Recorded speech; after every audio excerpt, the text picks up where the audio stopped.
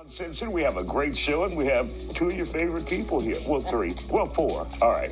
I'm going to make some people feel bad. Here we go.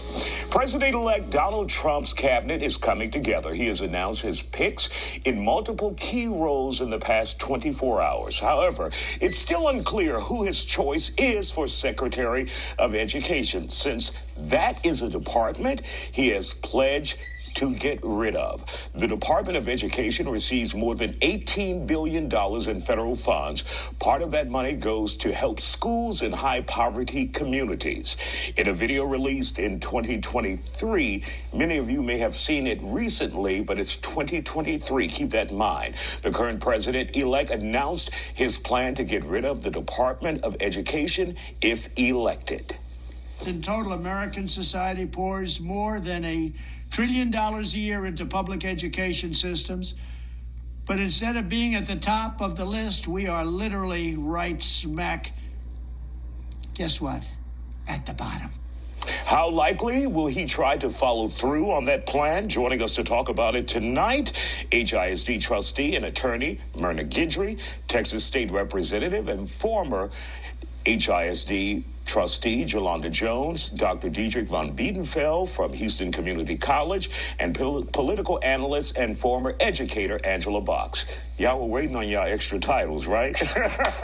So, Myrna, your thoughts about this?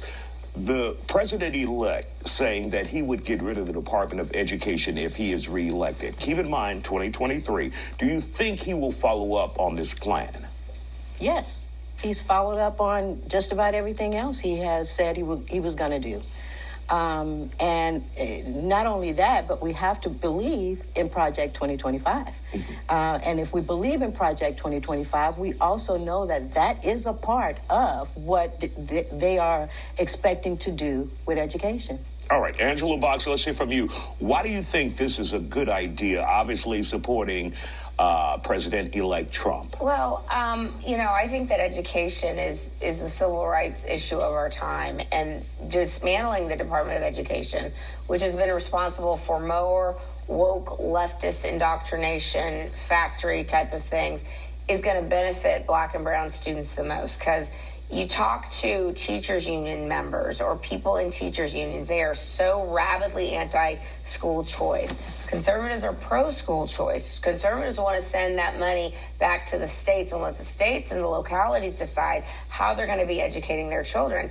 And it really is shocking to know that in 1979, when the DOE was established, we were number one in the nation. Today, we're about number 24, 25. We're near the bottom of the barrel here. All right. Jolanda, let's hear from you. Your thoughts on if you think the president will likely carry through with this and what it will look like after. So for sure he's going to do it, because when Donald Trump tells us he's going to do something, he does it. Now, it don't matter if it's good or not, right? So this is what I got to say. If you don't get deported first, if you're Hispanic, the money that will come from the Department of Education, for people, English as a second language, you ain't going to have no money for those teachers, right, to teach your children. So I hope you speak English, right? For the people that believe in universal pre-K, the Department of Education says that. So if you're taking your kids to school in the mornings before you go to work, and they're teaching your kids while they're also babysitting your kids, you're not going to have that. If you have children with disabilities, the Department of Education gives you money for that. So if your kids have issues, you have kids who have to have extra care, who are in wheelchairs or can't feed themselves, the Department of Education pays for that.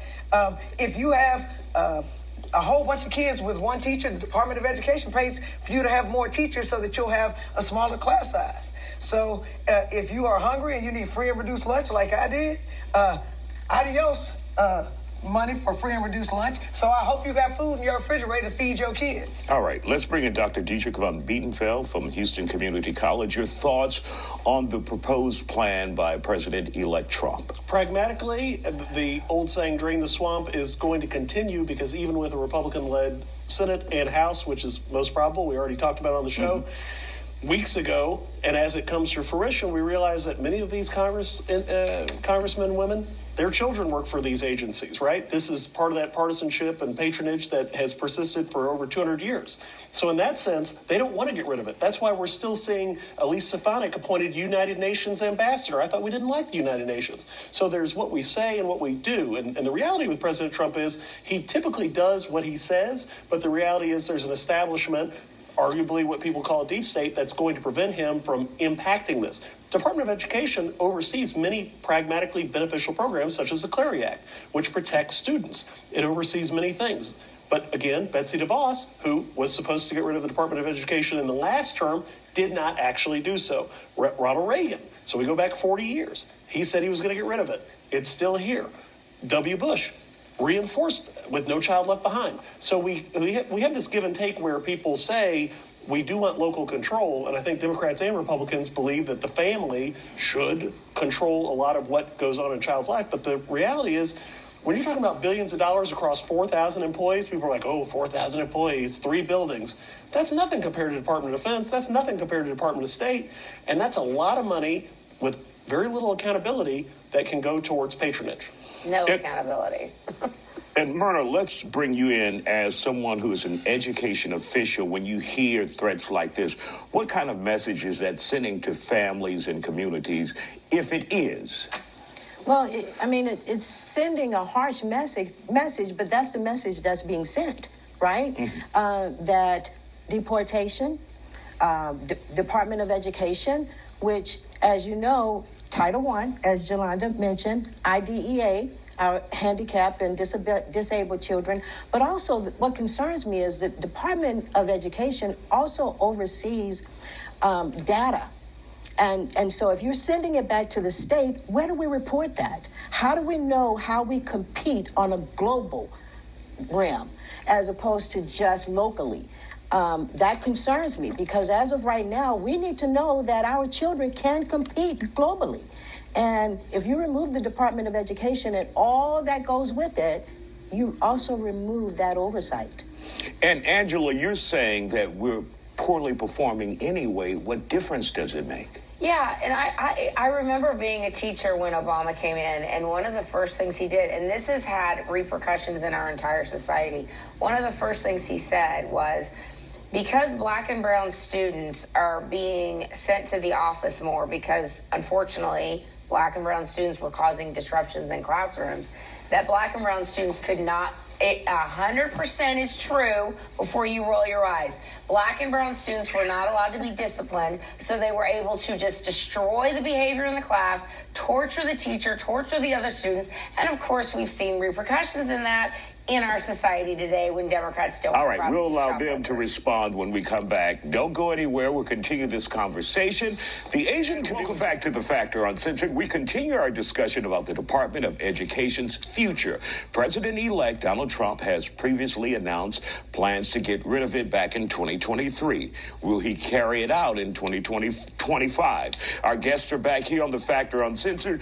Jolanda, you wanted to address what your good friend Angela Box had to say to the right of you. So first of all, this is a preview, people, of what's about to happen under Trump.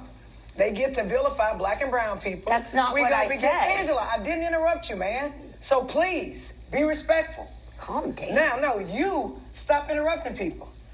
You got ADHD or something?